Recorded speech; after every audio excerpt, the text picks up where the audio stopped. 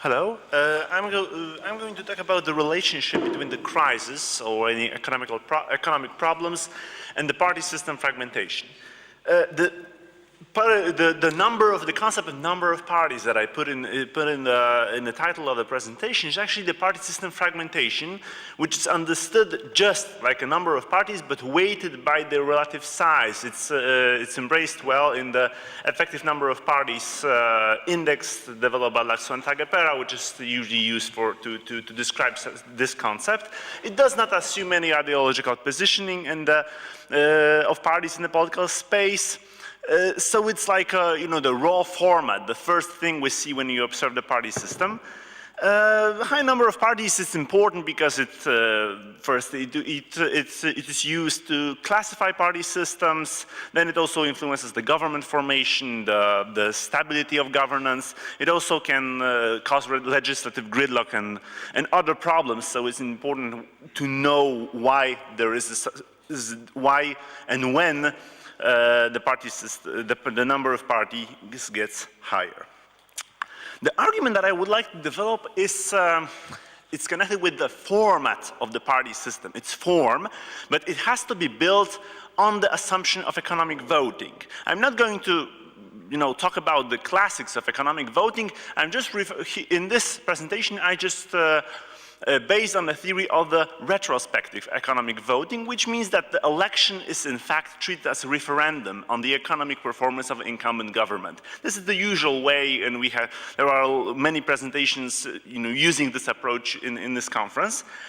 It is somewhat important here to know that the occurrence of the economic voting might be to a greatest extent dependent on the attribution of responsibility of the condition on economy, because sometimes usually it's attributed to the government, but there also may be some external factor that lower this responsibility, like for example external influences like from the European Union or the International Monetary Fund, or there could be like a natural catastrophe which also affects the economy, but it might get the responsibility out of take it from the government. But this is thing I'm just talking about this, but I'm not really taking this dimension into account in this research. What I take into account is actually the difference between Western European countries and post-communist Europe.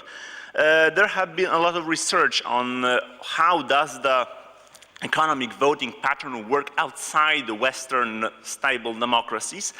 And there are different arguments. For example, there are studies like the one by Gélino, which shows that outside the Western Europe, exactly in African, Latin American, Arabic countries, the economic voting works the same as the Western Europe. So it wouldn't be an interesting case to account for.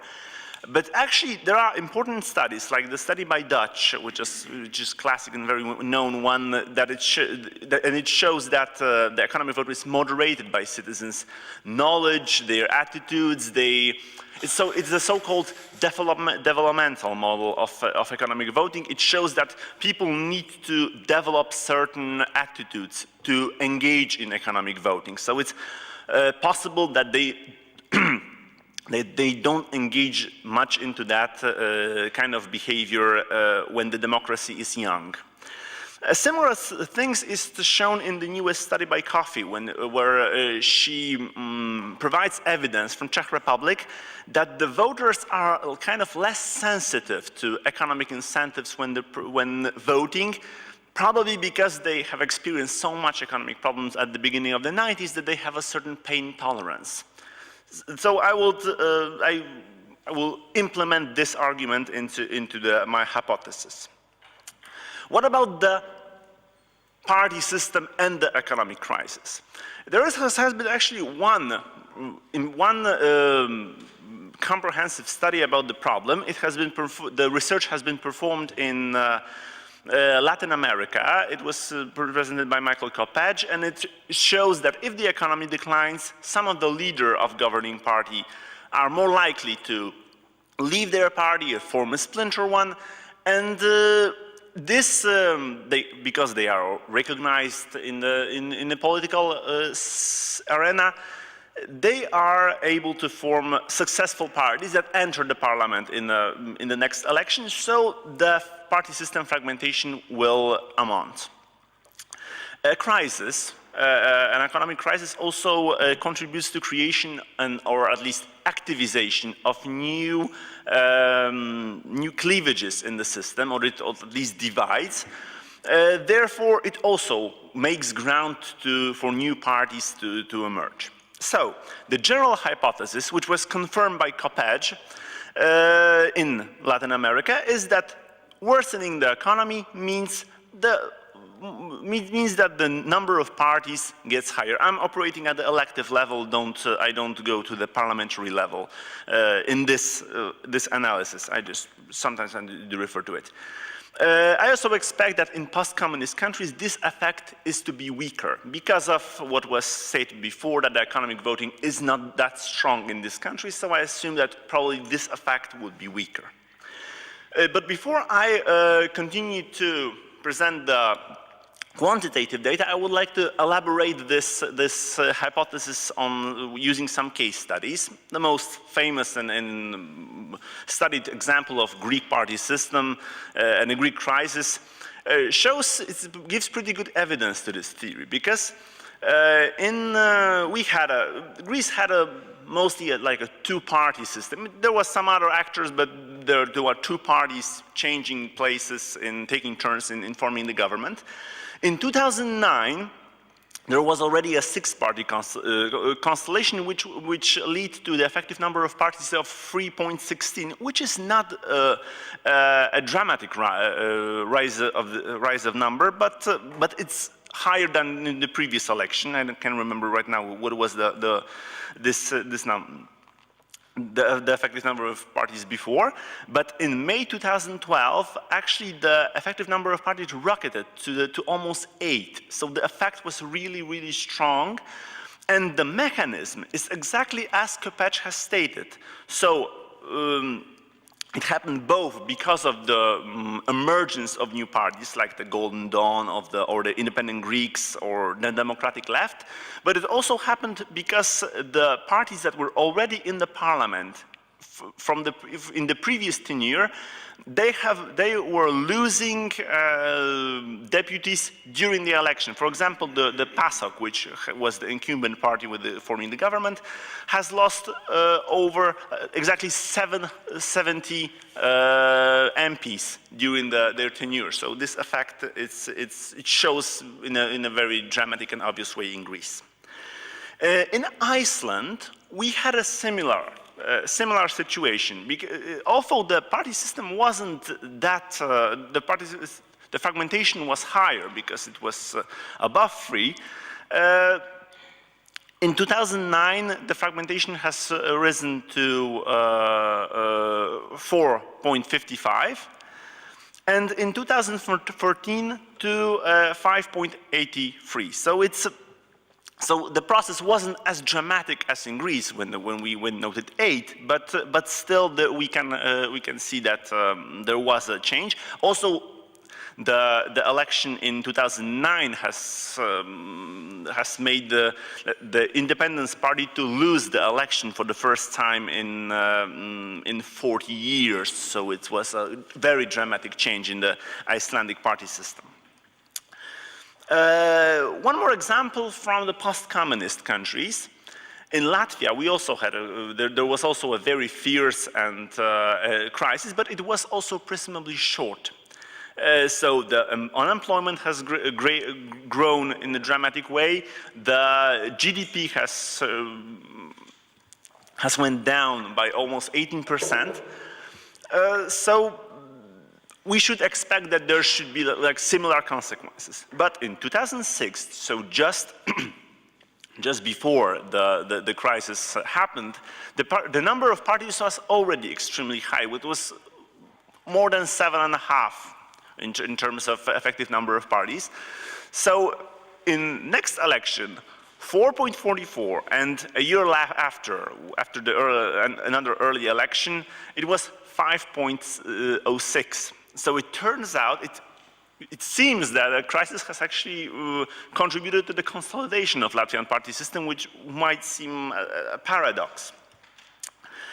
And I would like to argue that actually the crisis, because of that was presumably short, and because of the timing of the election, that the election before the crisis happened in 2006, and an election in 2010 was already when the economy started to get better. So the consequences the consequences of the crisis were not didn't have effect on the political life, on the political fragmentation.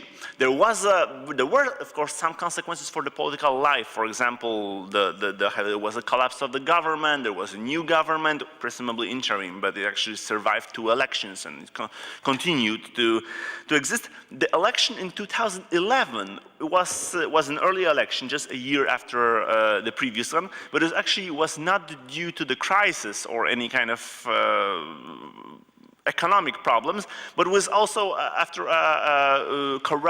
criminal prosecution.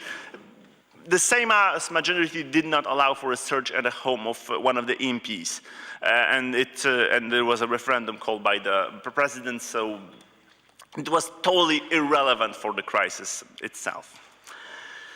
Continuing to the quantitative part of the study, I have gathered, to prepare this, I have gathered a data set of almost 200 elections to model the thing I did. I used the ordinary square with robust standard errors and a two-tailed significance test. I used also lagged variables to account for the continuity. So it's like not a simple ordinary square regression, but there's also a number of election in it, and the lagged variable of lag-dependent variable in the equation, which is omitted here to simplify the equation. I account for ethnic heterogeneity and the electoral system and an interaction of it. I also control for the level of economic development and the level of inequality. The hypotheses tested are connected with inflation and GDP growth. I expected a positive coefficient for inflation and a negative coefficient for GDP growth. To account for that, the worse the economic situation, the higher the number of parties. I also expect these to be weaker in post-communist countries, or at least somewhat different. The results here are obtained with one model, but actually I made them in such a table to make it more clear to interpret. As you can see, the GDP growth is significant and in accordance with the hypothesis in the Western European countries. So here, in the two stars in the table. In post-communist countries, the GDP growth is insignificant, but the effect of inflation is significant and in accordance with the stated hypothesis. We have also significant relationships connected with the electoral system and the ethnic heterogeneity, but I'm not going to talk about it much. It's just for control purposes. It can be also seen that there's a Gini. The Gini coefficient is significant, and the GDP per capita. It's also significant in Western European countries. What is important also that these differences, especially the differences for inflation and for GDP growth, the differences between these coefficients are significant. So the difference between that we're talking about here, the hypothesis that the effect of economic variables is different in Western European countries and post-communist countries is true. Well, it's not exactly as I thought before, because it's not that the effect is weaker, but the different variable works. But it confirms that there is something different in this material. How to summarize these? How to summarize these results? First of all, the general the general hypothesis is true. So the economy does influence the number of parties in European party system. I was not exploring any other dimensions of the party system, so I'm not measuring the party system polarization, which also might change in this kind of, also the institutionalization made by volatility, measured by volatility might be important in here. But I'm not focusing on these issues. I'm just, that's like the third part of the research that might be conducted in the future. Why is the curious thing is where does the difference come from? The difference that in Western Europe the GDP growth matters, and in Eastern Europe, post-communist countries, the inflation is important. Although I would argue that in post-communist countries, first of all, there might be this pain tolerance that was discovered by Coffey, that shows that the GDP growth, if we look at the GDP growth and the negative GDP growth at the beginning of the 1990s, in these countries, they were extremely high. And it seems that they didn't matter much in that time. It didn't matter for the quality of life. It was hard to refer to them for ordinary people, because the communist economy worked in a different way. It didn't use such measures to evaluate anything.